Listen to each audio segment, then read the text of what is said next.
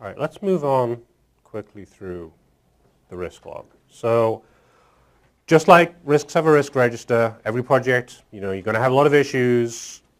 You need a log to track them. So a good issue log should be, calling here, a safe and reliable method for the team to raise issues. And what we mean here is it should be easy as possible for any member of your team to raise an issue. There are pros and cons of that if anybody can raise an issue, you may end up with a glut of issues. Maybe half of them really aren't issues, and it creates extra work. But the downside, in my opinion, is even greater, that if you have some kind of gate on the issue creation process, then there may be many real issues that never see the light of day, because people don't want to talk about them.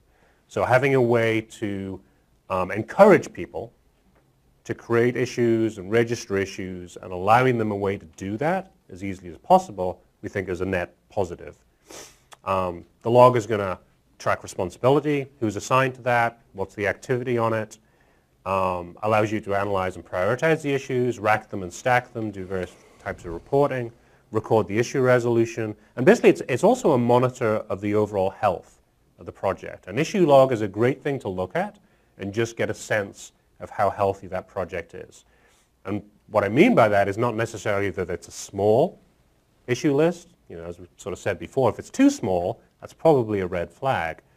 But if it's too big, or the other thing that we'll often start looking at straight away is aging. Like how many issues have been out there for months with no activity. One of the very first projects that I worked on early in my career, it was a big system implementation project for a water utility. It was one of those like 200-person jobs. And the project got canceled after about a year. And the reason it got canceled is the project basically drowned in issues. Every week, there were new issues being raised, and they weren't getting closed out at anywhere close to the speed that they were raised. And so if you looked at the sort of the cumulative number of open issues by week, it was a graph that was just going like that. And it wasn't tailing off at all. And people eventually looked at this and realized, like, we've dug a hole that we're never going to get out of, and they canceled the project. Largely because they just couldn't get out from the weight of the issues. The question of that? Is that caused by project or bad project management? I think it was a mixture of things. That particular project may have been one of those where it was too big and too complicated. Like it never should have been that big a project. So, maybe canceling was the right thing to do in the end. But some of it, I think, was also ineffective project management. That they weren't holding people down, keeping people to task and working through the issues, and an inability to make decisions. Even you get a bunch of people in a room, got 10 issues to deal with, you walk out, you still got 8 issues open, and then there's another 10 to get added the next day. It's cumulative, it's really debilitating. It was a mixture, but I think in that particular instance, most of them were not risks that people had anticipated.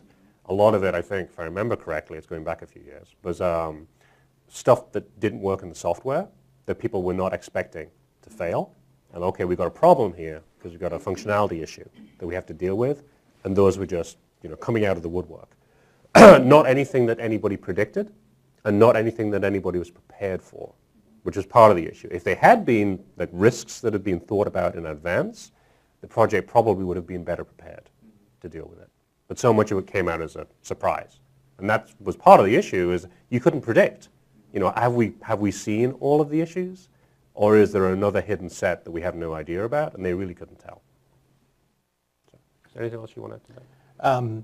I would say that you have to balance. I don't think what Graham just described as a project being overlogged with issues is something that you should really be concerned with when you're going into setting up the process. One of the key things with issue management is it should not have chain of command.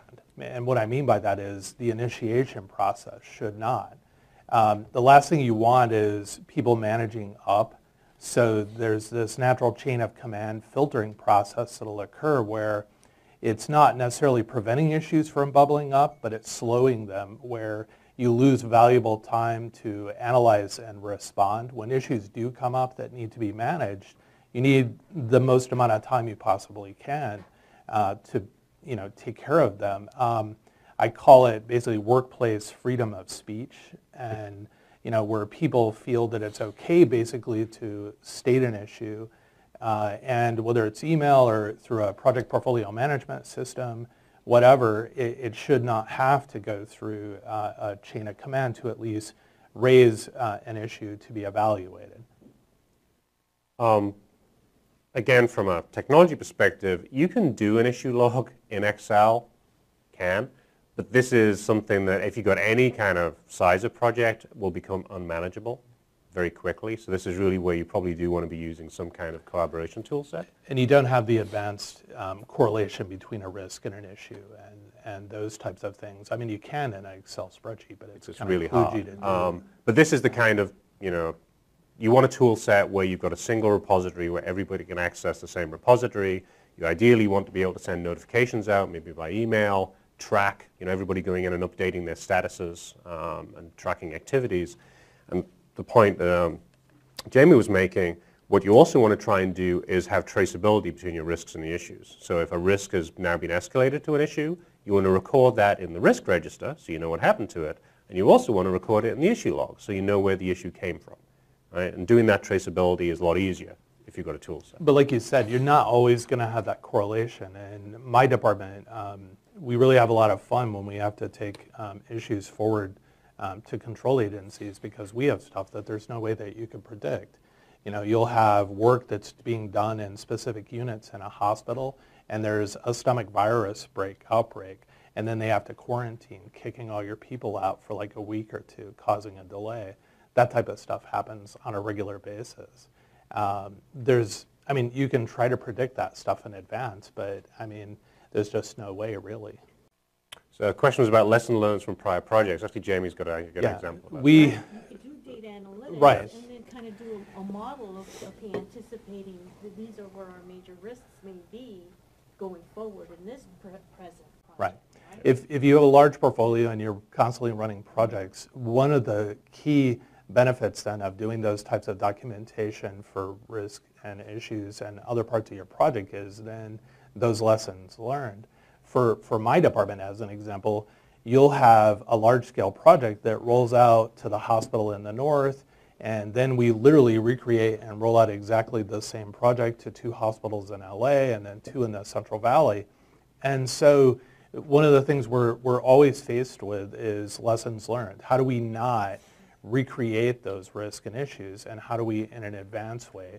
And that's how we do it. We basically sit down and we do a deconstruct of here's basically all the things that we encounter, but we also do have a repository of here are the things then that have happened in prior projects. And one of the things that does help you to do as well is it helps you kind of pre-populate a boilerplate of risk that your department is going to have on a regular basis, regardless of the project you're rolling out, and as well as the fixes for those. The thing is, though, is sometimes you're going to find that the same fix that fixed one thing at one place and one project doesn't necessarily work, but that's not the norm. Yeah. The goal is to estimate, right? Right. Nothing is truly reliable, but at least it gives you some hard data to work with to kind of anticipate what could happen. Yes, so I think having this kind of log across multiple projects over time, it gives you, an organizational memory that you can start to draw on as well. Okay, so I'm going to walk very quickly through this issue log. If you have the printouts, it's going to be easier to see. And again, this is an example. But you want to document what the issue is. It's got a title, it's got a description. You want to have a status associated with it. Is it assigned to somebody? Is it brand new? Is it something that's already been resolved? Maybe it's something that was canceled. It was never really an issue in the first place, but just track the status. You want to have a priority associated with it, high, medium, and low, whatever you want to use in terms of your categorization, but some way to stratify these so you can decide which ones you need to talk about most. You want to track who created it, when it was created. Then there's a separate concept of who is that identified by. Especially on larger projects, you may have some people who are responsible for actually entering risks into the tool. So the created by person may be some kind of project management individual or an issue manager, but the person who identified the issue may be a different person, and you definitely want to be tracking that, because they're really the person who have the subject matter knowledge about the issue itself. You want to understand who it's been assigned to, both the team, and then there's an individual. Like, who is the person who has responsibility for tracking this? You probably want to categorize it in some way. Maybe it's by project team, maybe it's by subject matter. You need to have a due date associated with it. When do you need to take action on this? When does this need to be resolved? Track modification over time so you can see what's happened. You want to track an action log. What are the things, like what is your plan for resolving this issue and who's taking care of those actions, and then update that over time. And then this concept of an escalation path. Again, your governance model should define an escalation path for an issue. You want to be tracking, have you actually had to escalate this? This example is from an ERP implementation, so it's got some sort of ERP-related stuff, but whatever works for your particular project in terms of the escalation path. And then finally, any attachments. Are there supporting documentation, screenshots, documents, whatever they may be. Again, it's pretty straightforward in terms of what to capture, and if you're using SharePoint or something like that, most of this stuff will just come. So you've got something pre-populated you can use. The trick is just having the discipline to populate it and keep it managed over time. Well, we're on an individual basis for each issue. There'd be an owner. That's sort of the assigned to piece. The person who would own the entire list would be your issue manager. Right. Okay, so let me try and repeat the questions back to make sure I understood them. So first one was, if people have identified a set of mitigation actions for a risk, and maybe they've even put those in the schedule, as things they're going to be doing, does that mean that the risk is now mitigated and they don't really need to have it on the list anymore? Part one. And part two is risk aging, like how to assess that. So for the first piece, the answer, my perspective, is absolutely not. Just because you've identified the mitigation, it doesn't mean you've mitigated it. What you said is we will do the following things to mitigate this risk, but I would contend you don't know for certain that those mitigation actions are going to work. They might fail. You can't really tell. The way maybe to rephrase the question would be, have those mitigation actions taken the probability of that risk occurring down to zero, or taken the impact of that risk, if it did actually occur, down to zero? If you can say yes to those conclusively, then okay, you've dealt with the risk. But if you can't, then that's still a risk that you need to track. So I would say you recognize you've got the mitigations, you track that you're actually completing them. Once you've completed every step in the mitigation plan, go back and look at the risk and say, okay, have we fully mitigated it? At that point, maybe you close it out. But I would say you shouldn't be closing it out until you've completed the full mitigation actions and you're certain you've actually done it, not just you have a plan to do it. And I understand your point about people doing that on projects. It's a way, I think, to sort of artificially reduce the number of risks, but it's artificial, not real. On the risk aging piece, that is a reason to have the trigger date on the risk log. Because there may be some risks that you identify that, this is something we know is a potential problem for the project, but it's not going to come up for about a year, or there's nothing we can do about it for a year. And that's sort of what you think about in that trigger date concept. So the fact that you're not doing anything on that risk is not an issue, is not a problem, right? Because it's something that's in the future. So I think you take the trigger date into consideration. If there are near-term risks that, the trigger date is right now, or it was 2 weeks ago, or it's in the near future, and those things are not being worked, that's a potential problem. But there may be other risks that are way off in the future that you're just logging to make sure you don't forget about it. And so you don't worry about aging on those quite so much. So does that answer the question? Yeah, and you get hinted at the comment being that one of the metrics that people measure you as a project manager on is, are you closing out risks? Are you reducing the number of risks? And and that gets to a fundamental problem with the way we gauge progress on projects. And risk management and issue management, it's not a game where you're trying to score points by taking things off lists. It's a serious, process whereby you are trying to increase the level of success of the project. And so, the response to a flawed performance measurement process is not to implement a flawed process yourself, just to try and meet an artificial target, although I understand that there's pressure to do that. Obviously, the ideal response would be to change the way you're measured so you don't have to engage in that kind of activity. But that's harder to do than it is to talk about it. Okay. All right. Contingency planning. So last slide on this basics area. Just the point we want to get over here is, and it sort of follows on from the question that was just asked about mitigation plans. Just because you think you have a mitigation plan for a risk or you have a plan to resolve an issue does not mean that you're right. You could end up being wrong. You may try the thing that you thought about and it may not work. So what's your plan B? And this is this concept of contingency planning. Again, it's not a complicated idea, but just to encourage you that whenever you're thinking about a plan to resolve an issue, that you ask yourselves, okay, we got a plan. What if it doesn't work? What do we do then? And the reason to do that is there's nothing worse than feeling that events are spinning out of control. Basically, that you're behind the 8 ball. Events are controlling you rather than you are controlling events.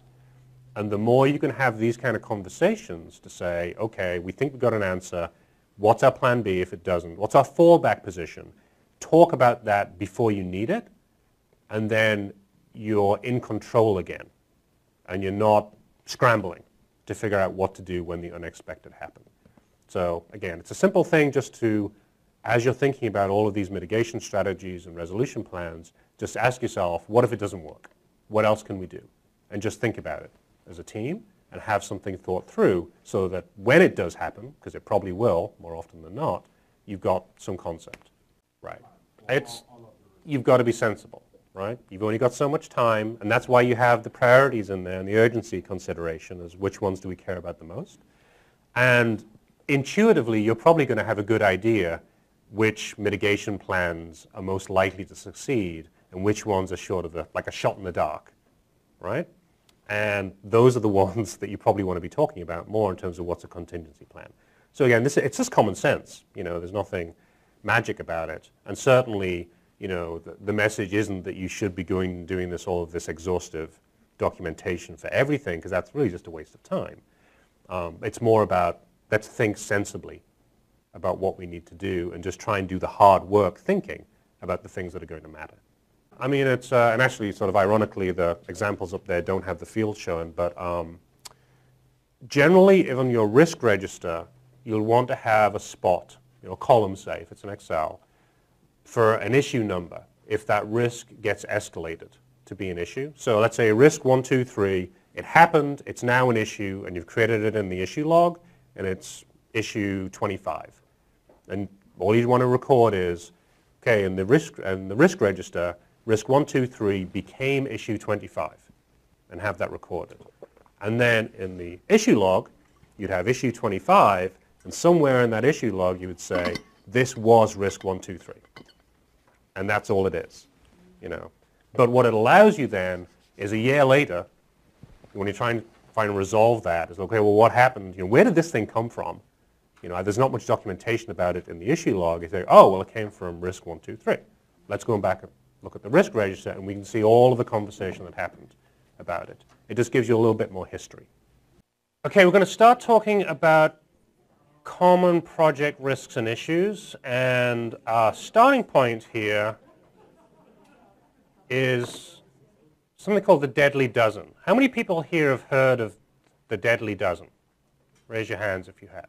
For some people. So this is actually a list that's been created by the Department of Technology of the topic areas that most commonly cause state of California projects to run into problems. So these are the things that they have seen repeatedly trip projects up. And so they've created this list basically as a way to highlight those areas. We actually had somebody yesterday when we taught the class suggests that we actually should call it the baker's dozen, because there was an additional one that we talked about, and I think I agree with that. We'll hit that one at the end. The reason we put this up here is if you are starting a new project, because these have been proven through experience to be the areas that cause projects the most problems on average. If you are starting a project or you're in the process of convening a group of people to talk about risks, this is not a bad agenda. Like if you take this topic list into the meeting, or if you're in a project right now that's been going for a while, look at your risk list. If you do not have some of these down on your risk list somewhere, you might want to take another look, because there's almost certainly some risks associated with your project in each of these areas. And it's at least worth considering if you don't have any in that category at the moment.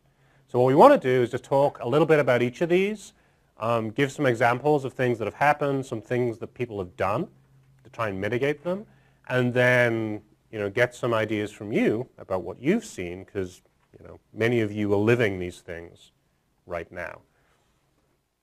So this is not meant to be in any priority order, but I don't think it's necessarily an accident that data conversion and migration is number one on the list.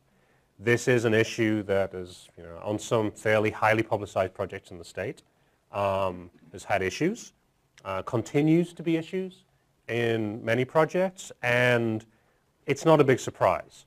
If you think about a lot of the types of projects that the state undertake, a lot of them are legacy modernization projects where you have systems that have been running for decades, potentially, and they've been gathering data over those decades. And in the early days, business rules were probably not enforced as well as they should have been. Business rules have changed. Legislation has changed. The system that you are migrating from may itself have been a system that had data migrated into it, and that predecessor system might have had data migrated into it. So what you're trying to take is maybe fourth generation data that's been through 3 migrations. It's not going to be good from a quality perspective. And this is why data conversion is such a difficult task. It's difficult from a technical complexity perspective. It's actually a hard thing to do. It's also difficult from a business perspective because it requires the business often to make difficult decisions about what to do with data that doesn't obey the business rules. How do you treat that? And in many cases where projects run into problems in this area, it's because they haven't thought about this as a risk early on, and they haven't taken time to mitigate it. There are projects these days that are thinking about this quite explicitly early on. Is there anybody here from Board of Equalization? So I picked on Board of Equalization just because that's not a project that I'm involved in either, but having talked to some of the people there, and it's fairly well publicized, they've actually got a pre-implementation phase that they've thought through that they knew data conversion is going to be an issue for the tax modernization program, and so they put some activities in place early on to actually look at their data before they even do the procurement for a system integrator, to have a special project that will go and look at the legacy systems, dig through all the data, try and find all the nasty stuff that's almost certainly there, and characterize it before they get to the process of starting the implementation. We're currently doing a project in Arizona, property tax system, where we're actually doing the work for a client there where we're digging through their legacy data to do basically the same thing, to dig all of the details out, compare the data that's actually in the system against the business rules that they have for the system, and see where it doesn't match. And as you might expect, there's quite a lot that doesn't match the business rules. And the idea is to set up almost like a punch list of things that we know are going to be an issue in conversion. Let's think about them now. Maybe we can fix it in the production system today. Maybe it's something that we have to fix during conversion, but we can think about it in advance. And also, crucially, if we're doing an RFP for a system integrator to come in and help us with the conversion process, we can give them that information as part of the RFP so that they can include those assumptions in their bid. Because commonly what will happen is you bring in a system integrator, they get into the process of starting the conversion, all of this stuff comes up that nobody had any idea about, and then you start arguing with your vendor about whose responsibility it is to deal with it. So by taking some time to think through this stuff in advance, investing some resources to do this, and this is a good example, this idea of thinking about a risk, putting a mitigation plan in place, and then having to get resources to mitigate it, because this is a real project in itself, doing this kind of data analysis. Costs time, costs money, but it probably pays dividends in the end if you can do it. Does anybody have any sort of things to share on the data conversion side? Okay, let's talk about testing. Testing is one of those three things that always gets cut when the schedule gets tight. Testing is one, training is another, organizational change management is usually the third. So those are the three things that, we got a deadline, we're going to struggle to hit the deadline, what do we do? So we shorten testing, or we overlap testing. So we're doing different types of testing in parallel rather than in sequence. Almost always a bad idea. You'll end up paying for it later on, either because you won't really be able to go live when you want to, or you'll have a bunch of business users that will be mad at you because the system does not work. This is something that's been seen again and again. It's one of those things that I'm sure I'm sort of preaching to the choir in this room, but it happens all the time. It's one of those lessons that, as a community, we have a really hard time learning because it requires an organization to make some really difficult decisions about delaying a schedule in order to do, quote unquote, the right thing, but it's a hard thing to do. I know, Jamie, you've got some sort of policies in your shop around this area. One of the things that you're going to find is this is an area where people are always looking to make up lost schedule time. Vendors, I've found most vendors actually will try to run parallel testing, shortened testing, and so on. The approach I normally take is this is untouchable. It's off limits. Testing is what it is, and I would rather take a scheduled delay hit than actually shorten the length of testing, because testing is really what's going to, at the end of the day, if you're doing it right, is going to determine whether or not the product you're rolling out really does and works the way it's supposed to. So it's a very hands-off area for schedule pickup. Two other things in the testing area that see again and again. First is what I would call happy path testing, where you define your test scripts to be going through the processes that you're pretty sure is going to work, but not tracking all of the exception conditions. And depending on where you are, there's unit testing, and then there's integration testing, there's user acceptance testing. There's more or less coverage you can have over all the different possibilities in various stages. But in all of those, particularly integration testing, where you're testing the end-to-end processes, you need to test things that could go wrong, as well as things that you think will go right. And restricting testing to just those processes which you're pretty sure is going to go well can give you a false sense of assurance about the system. Everything will work, it looks fine, you go live, hit the first roadblock, and all of a sudden it doesn't work. Like, why are we so surprised? The other thing is testing on synthetic data. So not testing on actual converted data. And again, at different points in the testing cycle, there are places where it makes more sense to test on synthetic data because you're trying to cover every possible path. But certainly when you get to integration testing and user acceptance testing, you really should be testing on converted data, because ultimately you want to test on the data that's actually in your system, not the data that you want to be in your system. And they're probably not the same thing. Going back to the conversion piece, almost guaranteed you will not solve all 100% of your data conversion issues in conversion. You will go live with bad data, guaranteed. You want to know how your system will respond to that. And in fact, by testing on converted data, it's another good way to root out data conversion problems that you did not pick up. You can add that as part of your conversion testing. So that, again, it's harder because you've got to have your conversion working to some extent before you do the testing so you can actually convert the data. So it creates another schedule dependency. It's another reason people don't maybe want to do it because of the schedule pressure, but it's really something to hold the line on.